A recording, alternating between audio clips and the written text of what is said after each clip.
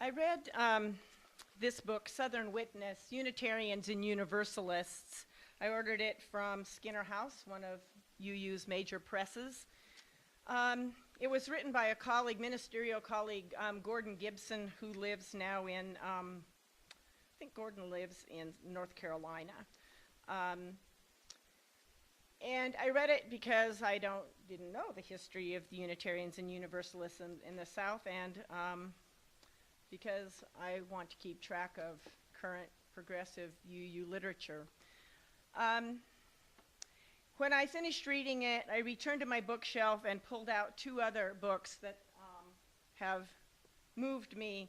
One is The Essential James Luther Adams. James Luther Adams was one of our preeminent Unitarian theologians.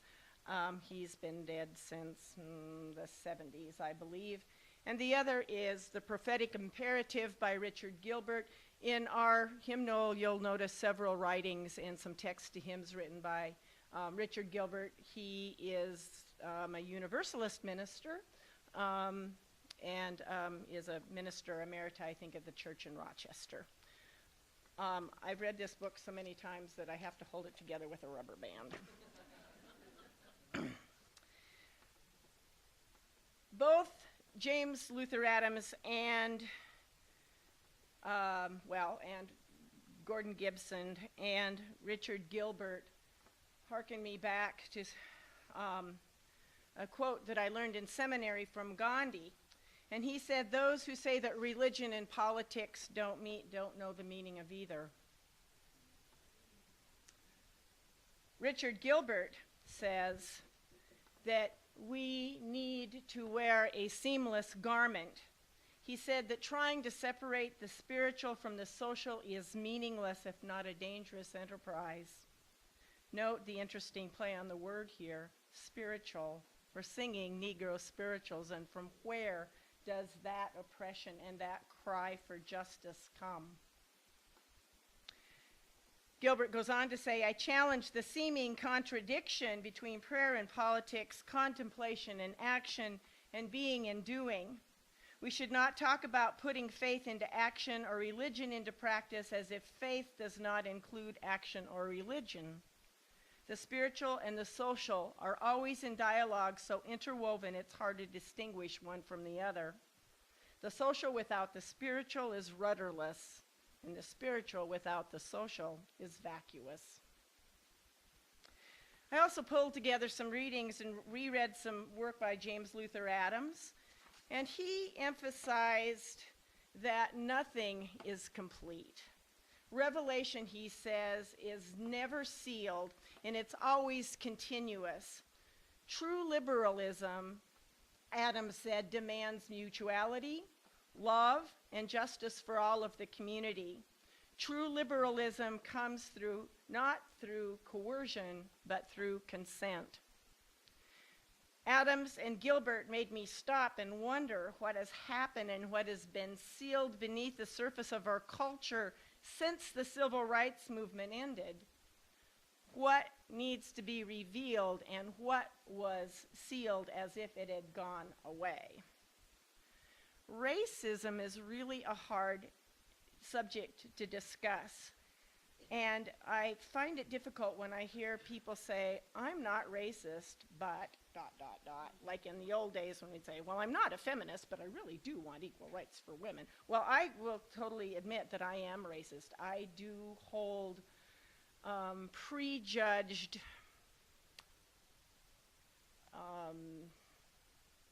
feelings about race that I don't often want to admit. It's there, and it takes some intentional examination.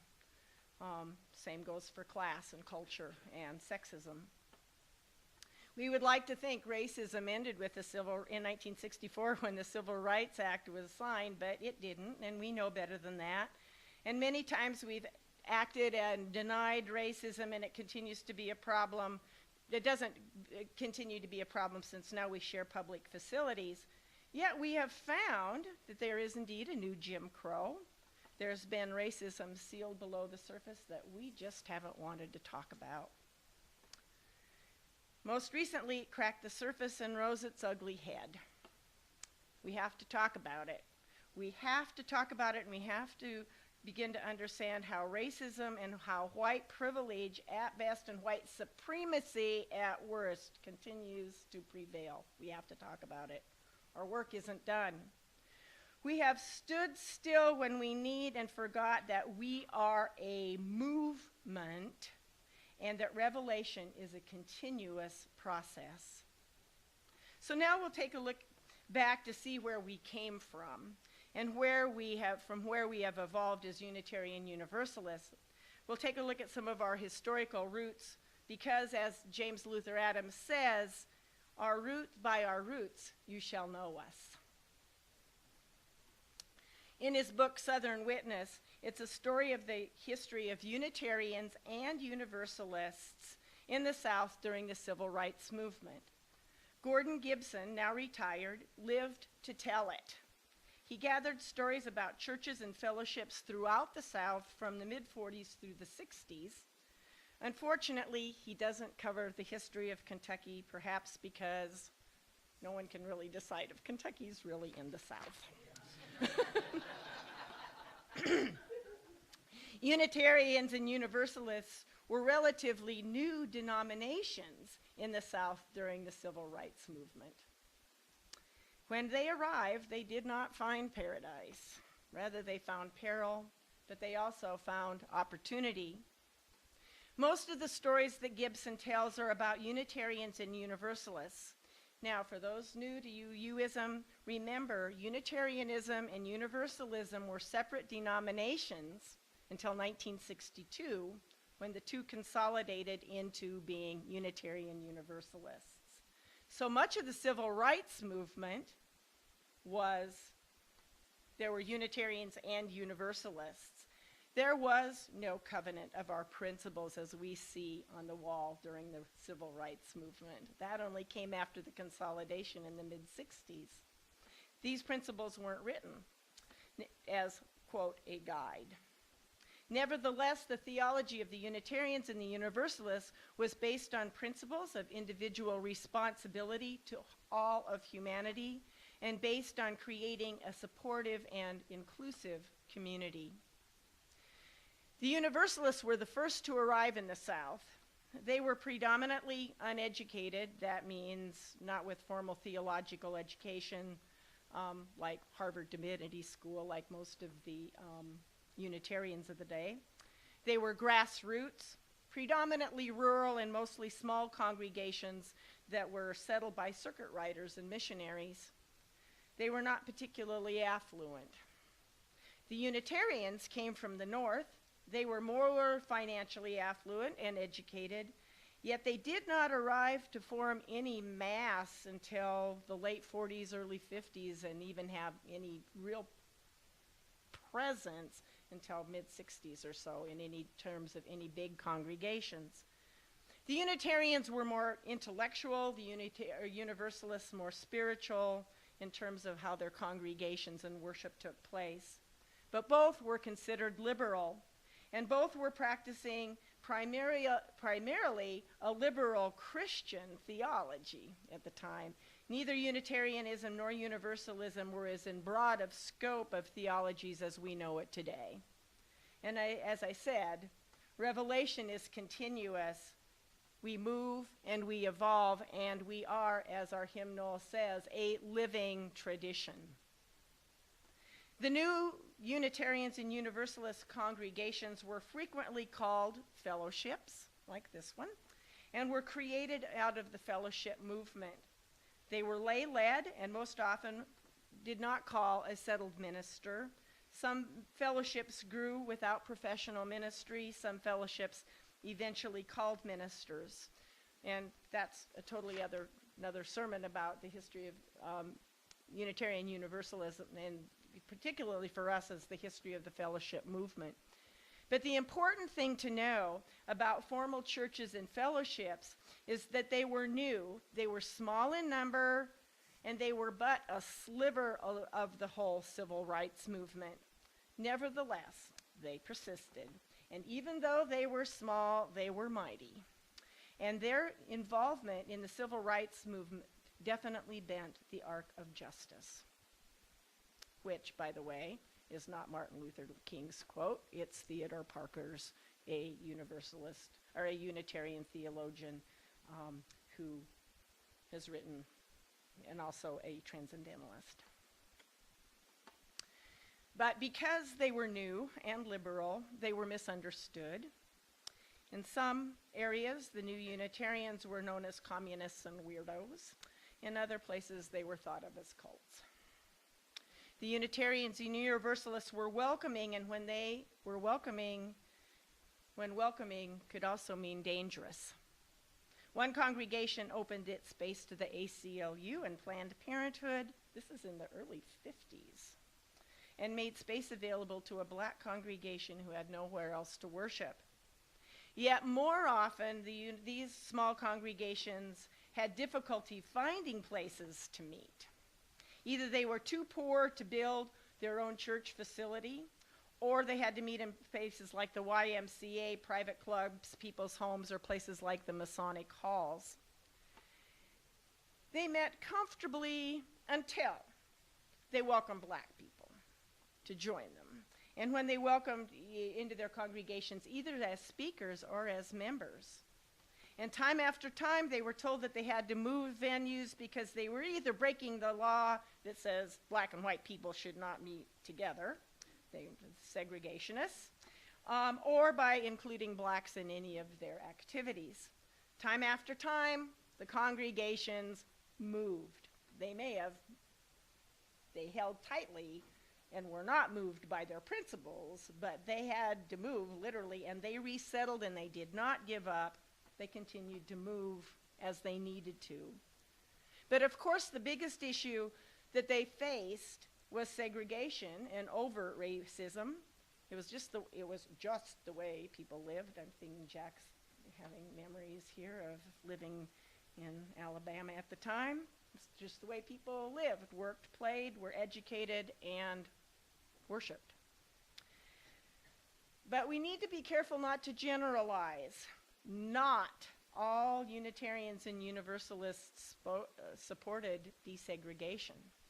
And as a matter of fact, the original Unitarian congregation in Atlanta was segregated and did not welcome blacks. And it was only until the UUA, at the time the American Unitarian Association, said that they were going to withhold any funding to that congregation, did they consider changing their mind. Many Christian denominations supported the civil rights movement, and many Unitarian and Universalists called themselves Unitarian or Universalist Christians. So it's hard to generalize just saying we were always liberal and that we always supported desegregation. That's not true. That's not true within the life of the congregations, as we read specific histories of specific congregations in Southern Witness. Gibson tells many stories, and I learned that not all Unitarian Universalists made their religion or their politics public information. While many of them practiced a liberal religion, they did not go public with it because they feared losing their jobs or being otherwise threatened. Abby Marlette, a professor in Lexington, lost her job at UK for sit-in at a lunch counter in Lexington. It was later reversed, but she lost it first. I'm just going to read you a couple of little blurbs here. The stories in here from particular people are fascinating. Because I know we're kind of short on time, I'm going to, I'll abbreviate here. One of the members of a congregation in Georgia was an engineer for Lockheed. They had a daughter and maybe another child in the youth group at their Unitarian church. And sometimes we had black students in the youth group. Their daughter had become very good friends with one of the black kids. He had started to go to school out of town, but one weekend he came back home, he phoned and wanted to see her. So we went up to where they lived, and when he arrived, she ran out of the house, gave him a big hug, and the first thing they knew, the neighbors had called the police, where they took the boy away off the lawn because they did it for his own safety. The father Shortly thereafter lost his job at Lockheed, although he had recently been commended for his work. He was an expert on helicopters. His boss was a friend and said, in essence, "I hate to tell you this, it breaks my heart, but I have my orders.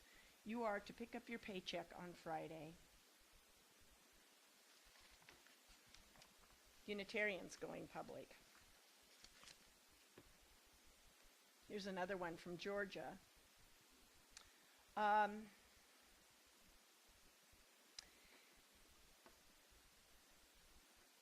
This is a black man, and in his book he talks about black and white.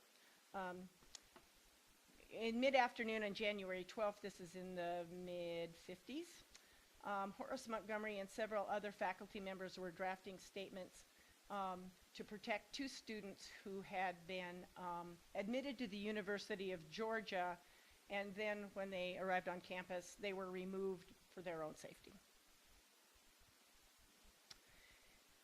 So he drafted a statement that, and got other faculty support saying that we insist that the two suspended students be returned to their classes and that all measures necessary for their protection of students and faculty and to the preservation of orderly education be taken by appropriate state authorities. So ultimately, the students were allowed to come, but Governor Wallace stood by his schoolhouse door in Mississippi, and eventually riots about segregation or desegregation of college campuses and public schools continued. Decades later, Horace Montgomery proudly displayed in his home a framed envelope and note, and it said, it was postmarked Seattle, 1961. "Horace, you are Judas. Judas received 30 pieces of silver for betraying only one man. How much did the NAACP pay you for betraying your race? Please be the man that Judas was." And finally, a story of a congregant in Tennessee that was having difficulty. She didn't make public protests, but she supported the protesters. And she ended up getting into trouble as well. And she says, "The hardest thing I had to contend with was my own family, because no one understood how I felt. It's hard to go against your neighborhood and your friends, but it's even harder to go against your own family." Reminds me of what Thandika had to say in her book, Learning to be White. We learn to be white, not because we hate the blacks or other races. We learn to be white to protect ourselves within our own culture. So, Unitarian and Universalists were new denominations in the South. Their theology was really not so different than the UU theology preached and practiced in the North, but certainly living it out was far more challenging, and it was dangerous, as I just read. The Unitarians and the Universalists in the South were forced to move from intellectual reflection and articulation of their beliefs into a practical application of their beliefs. That practice, or the practical application of their theology, was one of the biggest challenges in our history. Some folks were in the forefront, yet others were public, and others were public in their objection to the oppression of the status quo. Others were less public and supported desegregation in some fashion. But the important thing then about the church community was that it served as an oasis, a sanctuary of sorts, if not for many folks who were public in their support of civil rights. Such engagement was dangerous in more ways than one. The UU churches and fellowships were a safe place for those folks to decompress, to tell their stories, to be heard, and to reflect on what happened, not only in the community, but to them, their personal selves. Church was this place where spiritual and intellectual engagement and reflection was a safe place for that decompression and understanding to take place. Gibson talked about the cycle of what he calls reflection praxis. That is, practicing the UU theology cycled into a reflection which led to a deeper understanding, a spiritual understanding through informed reflection. Through having done it, what does that mean in terms of our spiritual growth? Doing and engaging informed the mind and the spirit. In the safe haven of the congregations, both individuals and the congregation were transformed and became transformative through conversation and the dialectic of reflection. So it became less coercive and more invitational. Hearts and minds were changed. So now it's almost 60 years later. Where are we? We're in a dangerous place. Are we standing or are we moving? When asked what Universalists stood for, a legendary preacher said, "We don't stand, we move." So where are we moving? We are predominantly white. Look. We are privileged by our whiteness. We must use our privilege as capital to support justice for all people. I read a quote, most likely from the Black Lives Matter campaign, and it said, "Staying out of politics or saying you're sick of politics is a privileged statement coming from folks who are not the target of hate and bigotry." We cannot just think we need to be nice and polite and let nature take its course. That's a privileged position to be in when others are literally fighting for their lives. I say, we need to transform as well as being transformative. We need to remember there's a big difference between keeping the peace and making peace. Jesus did not say, "Blessed are the peacekeepers." That's the job of the police. We are the peacemakers. The UU Association of Congregations, our umbrella organization, has posed some important initiatives. There are a couple coming out, or there are a couple that are quite engaging and interesting, and I invite you to look on the UU website. First is our General Assembly this year is going to be in New Orleans, and the title or the theme is Rejoice and Resist. We are one of the co-sponsors of the Black Lives Matter initiative. And I'm not going to read the whole thing, but in 2015, the UU General Assembly made the Black Lives Matter a matter of immediate witness. And they resolved to recognize the fight for civil rights and equality is as real today as it was decades ago, and urges member congregations to take the initiative in collaboration with local and national organizations for fighting for racial justice against the harsh racist practices to which many Black people are exposed. No matter who you are, Black Lives Matter, a system of fair, transformative, and restorative justice that is accountable to the communities, is something to which each of us has for which each of us has a right. Unitarian Universalists and our greater society have the power to make this happen. That was the Action for Immediate Witness at the UUA in 2015.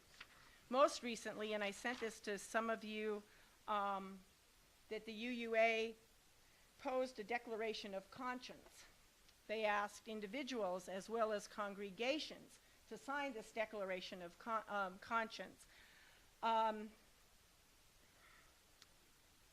We're short on time, but I'm going to read it because it's important.